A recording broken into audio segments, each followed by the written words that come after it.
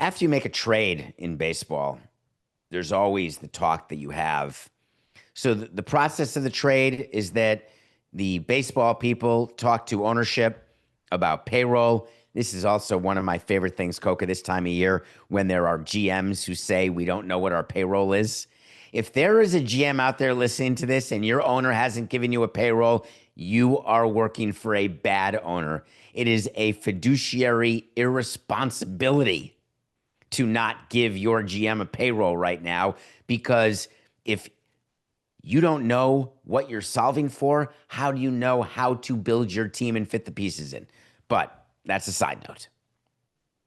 The New York Mets made a trade, and after you make a trade, you generally have to talk to the media. If you make a trade during the winter meetings or GM meetings, there's daily media availability, and it's done in a scrum form unless it's a big trade that MLB views as having national appeal, and then you get to go to the main press conference area. Never where Scott Boras is. He carries around his own backdrop. When the Mets traded for Marcus Semien and they traded away Brandon Nimmo, they decided that, yeah, we'll have David Stearns meet the media. It'll be quick, do a quick little Zoom, talk about the trade. And I was not expecting what David Stearns talked about with this trade. When I was thinking about this trade, I looked at the money, and we talked yesterday about the fact that Nimmo had more years than Semien, and the Mets had to send some money to Texas because Nimmo has, the extra years. And we were going through all that. When you're bringing in Marcus Semien, and then David Stearns said, and this was his exact quote with reporters, it's a recognition that what we did last year wasn't good enough, and running it back with the exact same group wasn't the right thing to do, Carly Simon.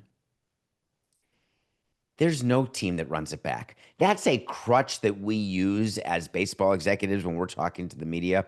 I had a crutch, and for those of you who followed my career before, nothing personal, whenever I'd make a trade or have to talk about a trade, I would simply say, hey, it's not like we're breaking up the 1927 Yankees.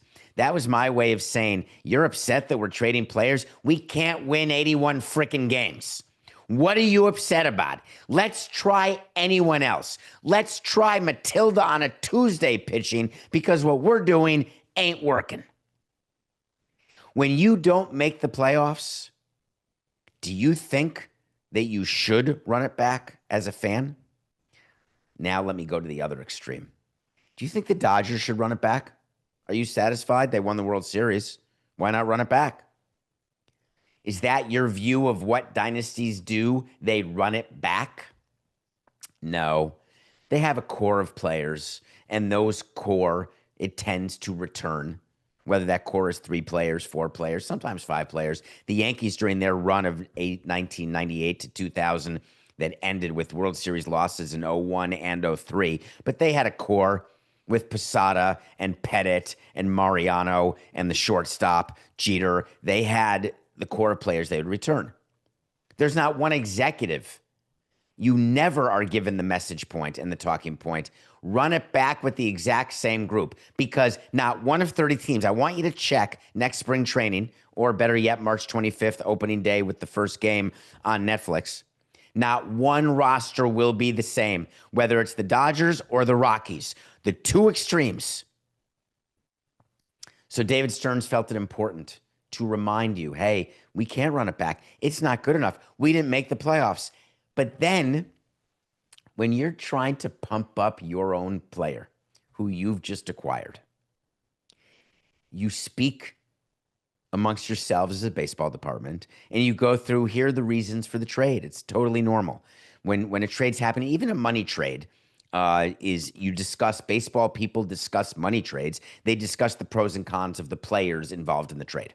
When it's a pure baseball trade, you're having that same type of discussion. It's just the media and fans think that you're not, but you actually are.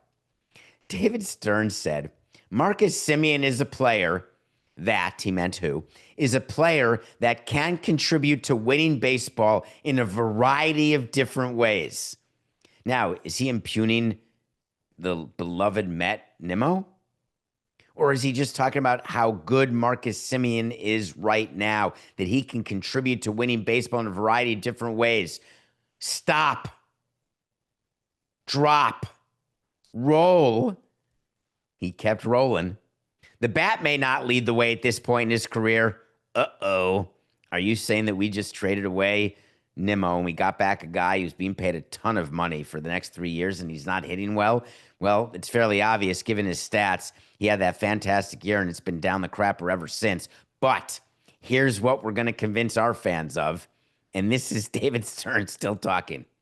What we're counting on is the contributions he can make for us defensively and how he can perform on the bases. We think that's how he can help us win games. Oy, oy, oy. That is the way I would personally describe a utility player. That's how I would describe someone we invite to Major League Spring Training who makes our team out of camp as the 24th, 25th, or 26th guy.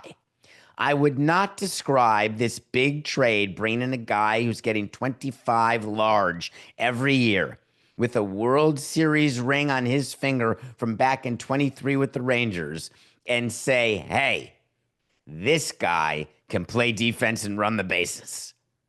He then, of course, David Stearns had to talk about Nimmo and say, oh, super hard to trade him. Very popular Met. I think he said it was something we had to think about. Part of this. So I want to remind you when you read quotes like this from GMs, please go back to the Jeff Conine trade story when we traded for Jeff Conine in 2003. And the GM at the time told us that Jeff Conine was the owner's favorite player. And that's why they didn't want to trade Conine or why they demanded more in return. And then when you meet Jeff Conine and he says he's never met the owner except at a restaurant where they waved and the owner picked up the bill at a dinner, you cannot buy into either a player or a team where it's being said, hey, it was so tough. This is a owner's favorite. This is a fan favorite. The number of times that any team enters into a conversation during trade talks with itself saying, well, what are we going to do here? This guy's really good in the community, man. I don't think we can trade him. Hey, this guy, we've got 2 bobblehead days coming up. We've got a giveaway, and this guy is just so good, and the fans love him.